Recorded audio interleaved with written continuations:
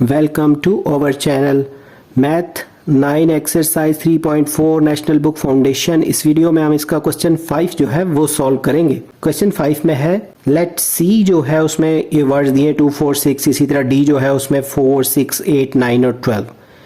उसके बाद एक रिलेशन गिवन है जिसमें ये जो सी और डी है इसके अकॉर्डिंग यानी वो जो उसकी कार्टेशियन मल्टीप्लिकेशन है ना वो की हुई है जिससे ऑर्डर्ड पेयर फाइंड करने होते हैं। तो पहले हमें सी और डी का ना कार्टेशियन मल्टीप्लिकेशन जो है वो फाइंड करनी है, यानी सी और डी का क्रॉस मल्टीप्लाई करेंगे यानी 2 के साथ 4 आ जाएगा, फिर 2 के साथ 6, इसी तरह ना, और ये जो 2 है उसके साथ 8, फिर 2 के साथ 9, फिर 2 के साथ 12, इसी तरह ये 4 के साथ 4, 4 के साथ 6, 4 के साथ 8, 4 के साथ 9, 4 के साथ 12, फिर 6 के साथ इन सबको बारी बारी लिखना है। यानी सी क्रॉस डी पहले फाइंड होगा, उसके थ्रू हमें जो इसके बाकी सारे पार्ट्स हैं वो फाइंड करने हैं। जैसे इसका फर्स्ट पार्ट है राइट आर, ये जो रिलेशन है इसको टेबुलर फॉर्म में लिखना है। तो यहाँ पे ये जो फर्स्ट वैल्यू है यानी बीच में ये जो एक्स वैल्यूज हैं ये वाई, इसी तरह ये एक्स वैल्यू है ये वाई वैल्यू, तो आर रिलेशन जो भी ये बताया हुआ है इसको टेबुलर फॉर्म में लिखना है, यानी इस तरह लिखना है ऑर्डर्ड पेयर में। इसमें ये जो है ये जो रिलेशन एक्स वाली यानी फर्स्ट टर्म जो है वो सी वाले सेट से बिलोंग करती हैं, और वाई वाली जो टर्म्स हैं सेकंड वाले जो वर्ड हैं वो सारे के सारे डी से यानी इन से बिलोंग करते हैं, 4, 6, 8, 9, 12 से। And x is a factor of y, यानी एक्स की वो बीच में से सारे पेयर्स ढूंढने हैं जिनमें x वाला जो है वो y का फैक्टर है, यानी जो फर्स्ट वाली टर्म है उसका टेबल सेकंड वाली टर्म पे जाता हो, तो वो सारे फैक्टर लिखने हैं इसमें। यहाँ पे जो r के सारे बनते थे पेयर्स वो लिखने हैं टेबुलर फॉर्म में, यानी इस तरह ये ऑर्डर्ड पेयर लिखे हुए हैं, लेकिन वो सारे पेयर्स लिखने हैं जिनमें x जो है वो फैक्टर हो y का, मीन फर्स्ट वाली टर्म जिनकी ऐसी हो जिसका टेबल सेकंड वाली टर्म पे जाता हो। जैसे 2 2 4, इसी तरह 2 का टेबल 6 पे जाता है, 2 3 6, 2 4 8। यहाँ से सिर्फ वो पेयर ढूंढ के लिखने हैं जिनका टेबल सेकंड वाली टर्म पे जाता हो, यानी x वाली टर्म जो है वो फैक्टर हो y का यानी सेकंड टर्म का। इसी तरह जैसे 2 का टेबल 12 पे जाता है, 4 का टेबल 4 पे 1 टाइम, 4 का टेबल 8 पे 2 टाइम, 4 का टेबल 12 पे 3 टाइम, 6 का 12 पे 2 टाइम। तो ये सारे जो हैं पेयर्स ये इस रिलेशन में आएंगे और हमने इसको टेबुलर फॉर्म में लिख दिया है। ये इसका पार्ट 1 यहाँ कंप्लीट हो गया है।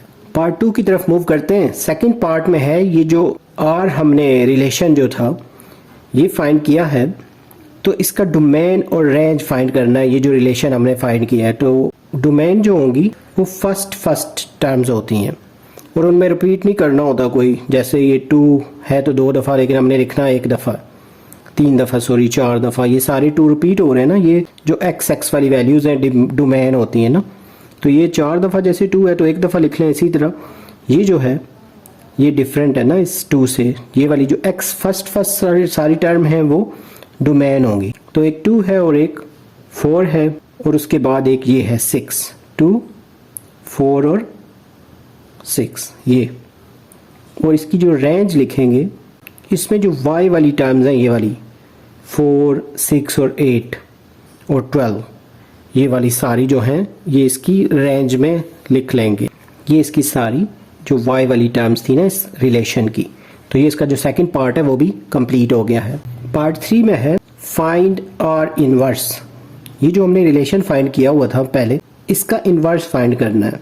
तो इनवर्स में ये है कि इसके जो x वाली वैल्यूज़ हैं उनको y वाली वैल्यू से रिप्लेस कर दें। जैसे ये 2 4 है तो ये 4 2 हो जाएगा, इसी तरह ये 2 6 है तो 6 2, और ये 2 8 है तो 8 2, इसी तरह ये वाली जो है 2 12, इसको जब रिप्लेस करेंगे x और y की वैल्यूज़ को आपस में तो ये 12 और 2 हो जाएगी। इसी तरह ये 4 4 है, सिमिलर है, रिप्लेस होकर सेम ही रहेंगी, ये चेंज हो जाएगी 4 8 से 8 4। इसी तरह ये 4 12 जो है ये 12 4 हो जाएगी, और ये वाली जो है ये 12 6 हो जाएगी। तो इस तरह ये आर इनवर्स जो है यानी इसका जो थर्ड पार्ट है वो भी डन हो जाएगा। इसके जो फोर्थ पार्ट है इसमें लिखा है रिप्रेजेंट आर, वो जो रिलेशन हमने फाइंड किया हुआ था ये वाला, उसको एरो डायग्राम के थ्रू रिप्रेजेंट करना है। तो ये जो रिलेशन है, इसके जो डोमेन्स हैं, जो फर्स्ट टर्म वो 2 4 6, इसी तरह रेंज है 4 6 8 और 12। तो इसकी इस तरह की एरो डायग्राम बना लेनी है। तो जैसे ये 2 के साथ 4 है तो 2 को 4 के साथ कनेक्ट कर दें, फिर 2 को 6 के साथ, फिर 2 को 8 के साथ, फिर इसी तरह 2 को 12 के साथ। फिर जो नेक्स्ट वाले हैं, जैसे 4 के साथ 4 तो 4 को 4 से कनेक्ट कर दें, 4 के साथ 8, फिर 4 के साथ 8 को कनेक्ट कर दें, डिफरेंट कलर आप यूज़ कर सकते हैं, फिर 4 के साथ 12। तो यहाँ पे फिर ये एक लास्ट में रह गया 6 और 12 ना। यहाँ पे मेरे पास डिफरेंट कलर अवेलेबल नहीं है तो मैं इसकी लाइन को थोड़ा डिफरेंट शेप दे देता हूँ कि यानी 6 के साथ जो 12 है तो ये इस तरीके से डोमेन और रेंज को आप अलग अलग इस तरह ओवल्स बना के इसमें लिख लें, और जिस तरह इनके ऑर्डर्ड पेयर्स हैं उनके एरोज लगा के इनको रिप्रेजेंट कर दें। यहाँ पे ये जो हमारा क्वेश्चन 5 है ये कंप्लीट हो गया है। उम्मीद है आपको ये क्वेश्चन अच्छे से समझ आ गया होगा। जल्द न्यू वीडियो में नए लेक्चर के साथ मिलेंगे। Have a nice time.